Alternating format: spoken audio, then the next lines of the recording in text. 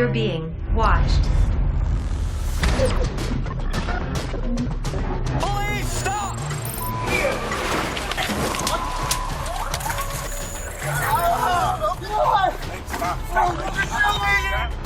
That guy's coming in with something. Get the f*** out. Go. You! This is the police department! Officer down. Hit him.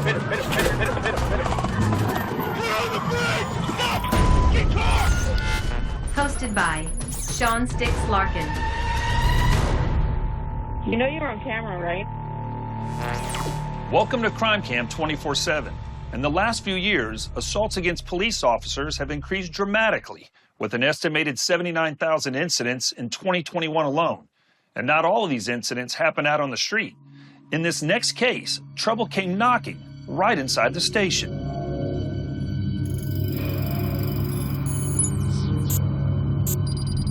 Bristol, Connecticut. Thursday, October 5th, 2023. 11:30 p.m. The lobby of this Bristol Police Department is a ghost town late on this Thursday night.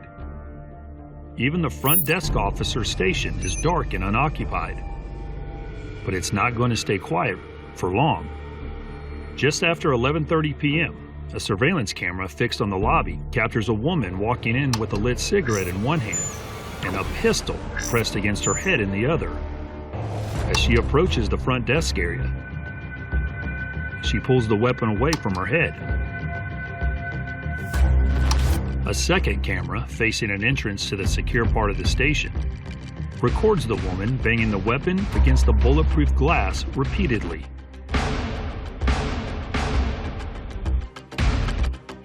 When no one responds to her banging, she tries a different approach. She fires a round at the door leading to the interior of the station, which ricochets into a ceiling tile. Dust can be seen falling from the damage. If she didn't have the attention of officers before, she does now. The shooter then takes several steps backward, aims her weapon, and fires 2 shots at the level 3 ballistic glass, separating the lobby from the front desk.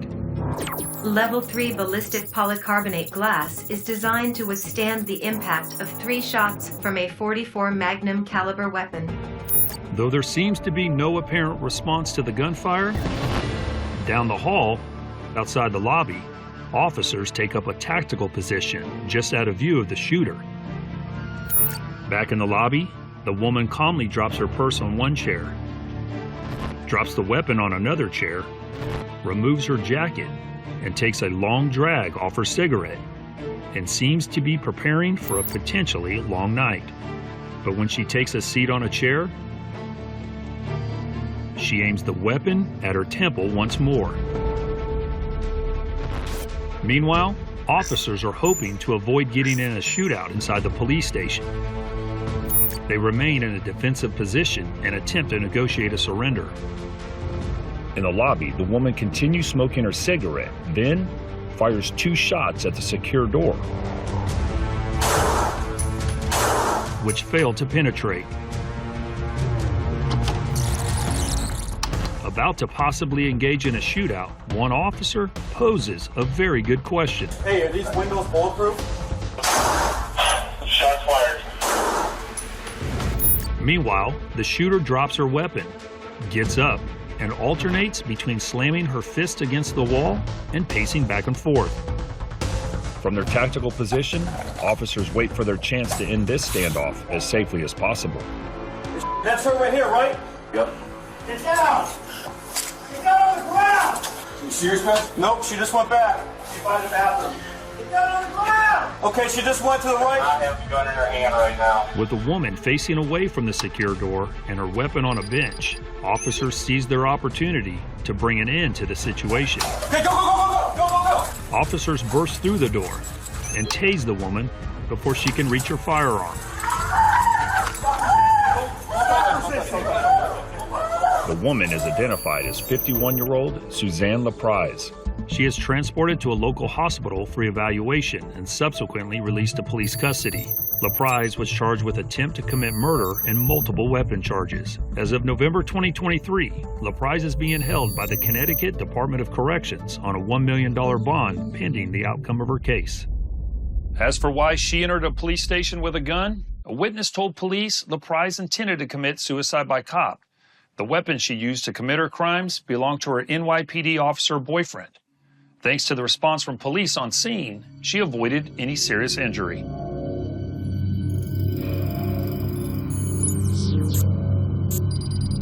Dallas, Texas. Tuesday, July 25th, 2023, 11:11 a.m. Dallas police are in pursuit of this stolen box truck. Got it. Delta 581, they just turned on Finesse.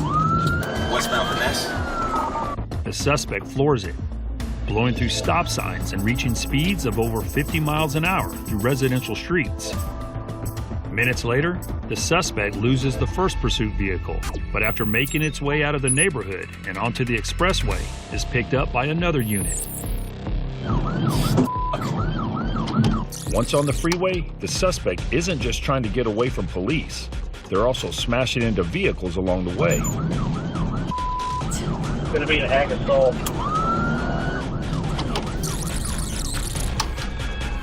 As the stolen box truck weaves across all lanes of traffic, innocent motorists are caught in its path. Looks like one of their back tires is going to give out. Officers in the pursuit vehicle maintain a safe distance, but notice some damage that could slow the truck down. Which one? Right or left? My side. The suspect shifts into the right lane as the chase nears an expressway exit We're coming up to the Mockingbird exit. and pushes yet another car off the road. What the f*** did he do? He said so many. Unable to shake the pursuit vehicle, the suspect exits the freeway. What is this exit? We're in the exit lane for Wycliffe. Where even more innocent people are put at risk. As the box truck approaches a busy intersection at full speed, Oh, sir, don't do anything stupid. Oh my God! as the driver enters the intersection, the box truck narrowly misses colliding with a city bus and minivan. Oh my God! Several minutes later, a different police unit catches up to the box truck in heavy traffic. The suspect attempts to squeeze the large vehicle between two SUVs. Right down, just right down. Get one vehicle. Let's get somebody checking out. The truck comes to rest on the median. This should bring an end to the chase, but the suspect bails from the vehicle and takes off, running.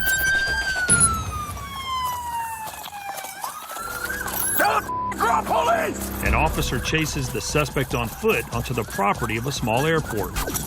Police, stop!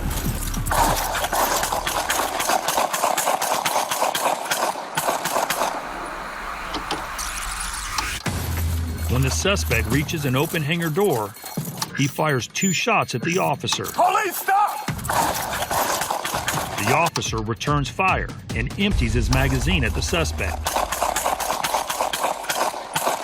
Shots fired! Officers slowly close in on the building, ordering the suspect to surrender. Show me your f***ing hands! Show me your f***ing hands! Once the officers see the suspect's empty hands, they move in to make the arrest. All right, here we go. Ready? I got point. Keep your hands where we can see them. Point the palms up.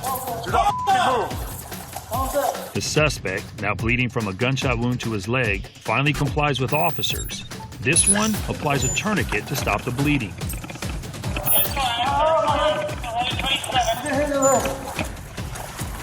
All right, I'm putting a tourniquet on it. The suspect is identified as 41-year-old Ryan Taylor. He is treated for a gunshot wound to the leg and booked into Dallas County Jail several days later. Taylor faces 14 felony counts, including aggravated assault with a deadly weapon, aggravated assault on a public servant, evading arrest, and unauthorized use of a motor vehicle. Taylor is being held on a $1.7 million bond pending the outcome of this case. If you're wondering about the strategy of the initial chase in that story, here's the deal. In pursuits with the vehicle outweighing department-issued squad cars, officers typically have little choice but to hang back and wait for their chance to take suspects into custody.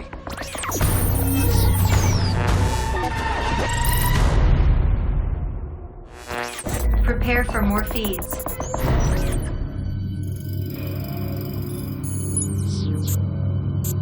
Lindenhurst, New York. Wednesday, December 20th, 2023, 12:35 p.m. Cell phone video recorded by someone in an apartment across the street from this Citibank captures the aftermath of a nasty collision on a busy highway that's left this large truck on its side. But this was no random accident. An alleged squabble between family members has turned physical when this car, belonging to a man named James O'Connor, overturned when deliberately attempting to ram into the other family member's white pickup. It was reported the family had broken out into another public argument 3 days earlier in a nearby restaurant that escalated when one of the men tried to hit his cousin with beer bottles. And now, Patrick O'Connor, the father of the man driving the overturned vehicle, prepares to settle his family dispute once and for all. He begins to attack his cousin from the white pickup with a wooden stick. This minor walks out of the overturned vehicle unharmed and turns to see his father, Patrick, fighting his cousin. He quickly rushes to join in. As the minor taunts the cousin, the man's father gets out of the white pickup to intervene. The minor retreats to get a stick of his own, as James O'Connor, the driver of the overturned vehicle, comes out of the car unharmed, also rushes at his cousin with just his fists. These bystanders decide it might be a better idea to let the family sort things out themselves rather than intervene. The vicious brawl spills into the open highway. These three family members beating on their cousin. The uncle manages to divert the minor as this man, the brother of the cousin getting a beating, comes rushing towards the melee, carrying, guess what? A big stick. He pummels the group as they wrestle in a tangled mess. The uncle tries to keep the minor at bay and almost runs into an oncoming car. As the family feuds, the uncle picks up a fallen stick and chases the minor away, but only for a moment. With no end in sight and no authorities around, bystanders on foot and in this car attempt to intervene. But this bystander, unwilling to risk getting smacked by one of the family's many sticks, decides to just film the scuffle. As the family continues to brawl, more bystanders rush in to help. Previously chased off, the minor races back with stick raised once again. This concerned motorist, who just ran from his car on the opposite side of the road, does his best to help break things up from his side of the fence, to no avail. Trying to keep the peace, the uncle grabs a hold of a stick and wrestles it away, while this man in the brown shirt continues to throw a series of haymakers. As the camera zooms out, the family is separated and continue to posture, but thankfully, the brawl is ended, as traffic has slowed to a crawl, and a large group of spectators look on. James O'Connor retreats crossing the street, and is soon followed by Patrick O'Connor. Later that day, 38-year-old Patrick J. O'Connor, his 19-year-old son James, and the minor were apprehended. The overturned car driven by James held his three younger siblings, ages 16, 12, and 4, all of whom were unarmed. All three defendants were charged with 2 counts of assault in the second degree. Patrick O'Connor was also charged with attempted assault and menacing, while James also received a charge of reckless endangerment, endangering the welfare of a child, and leaving the scene of an incident without reporting. Well, it's safe to say Thanksgiving at the O'Connor house will be a little awkward this year. But the bystanders in that scene, they did the right thing by staying out of it. While it's noble to step in to help stop a crime or help an innocent victim, jumping into an all-out brawl between angry family members, especially one swinging sticks, is definitely ill-advised.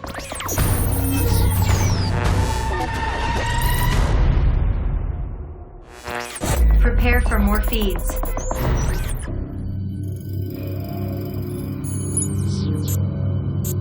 South Daytona, Florida. Thursday, August 10th, 2023, 5:10 p.m. Hey, man. Sheriff's office. Officers have just arrived at this man's home to detain him on a court order for mental assessment. When they arrive on the scene, they immediately realize this won't be a typical call, as the man is standing naked, hosing himself down in the yard. I'm not hurting anybody. Yep. What's up, Brian? Just clean yourself off. I'm fine. I'm cleaning myself off.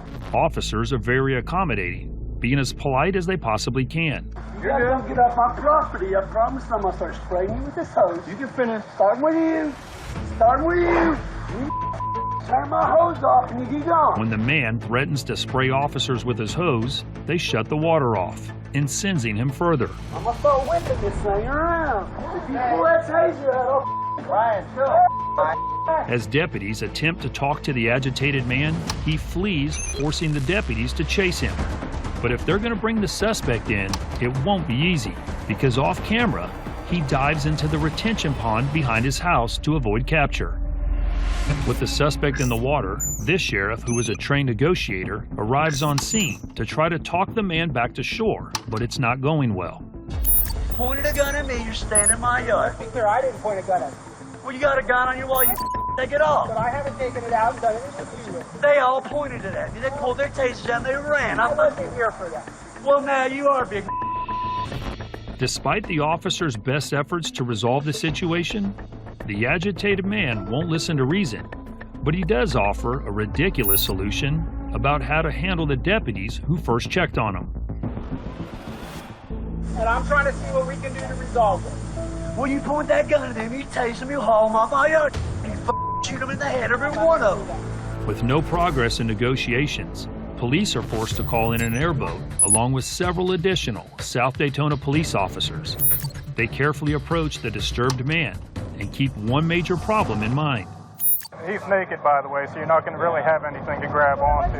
As the airboat closes in, and with officers waiting on land, the suspect has limited options, so he disappears under the water. He's under the boat. Watch. What do you think? Come here, buddy. Watch, don't let him grab you. The man is now out of sight as he ducks under the boat to evade capture. Moments earlier, he reportedly threatened to drown deputies if they approached him, so they proceed with caution. See him? No, you're not going to be able to. Ryan, they're drowning me! They're drowning! They're drowning! Officers attempt to grab the man but are unsuccessful. As he swims away, he picks up a large patch of algae and throws it at the boat. Once again, the suspect is trapped between the authorities on the boat and the line of officers on shore. He's standing right there. Hey, go forward. Realizing the man is not going to cooperate, one officer decides it's time to go in. Do it. Body cams continue to record in the water when multiple officers jump in. As the man resists and attacks, they quickly secure his arms and legs. I got a hand. I got a leg. Stand by. Up there. He's going nowhere. 40-year-old Brian Coleman is brought back to shore safely and placed under arrest. He is charged with battery, aggravated battery, and simple assault. This officer, who was the first in the water, would require approximately 40 stitches from Coleman's attack. Have you captured a crime on camera? Please send your videos and tips to crimecam247@lawnews.com.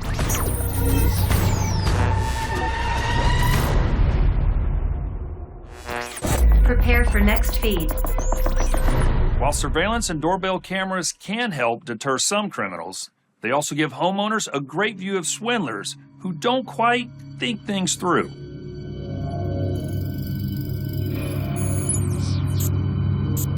Fort Washington, Maryland. Thursday, November 29, 2018, afternoon. A man dressed in black emerged from the passenger side of a sedan parked in a residential driveway. He has his eyes on a package to steal, an enormous package, a 65-inch flat-screen TV. But he may be biting off more than he can chew.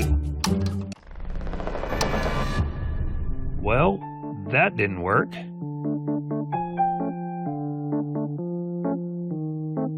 Try again.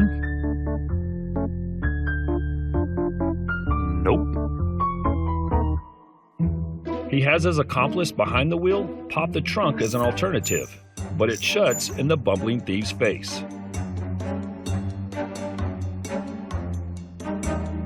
Not gonna happen.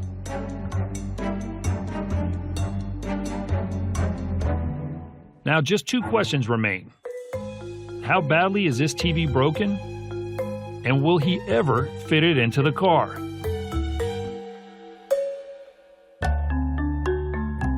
Maybe a second time's a charm.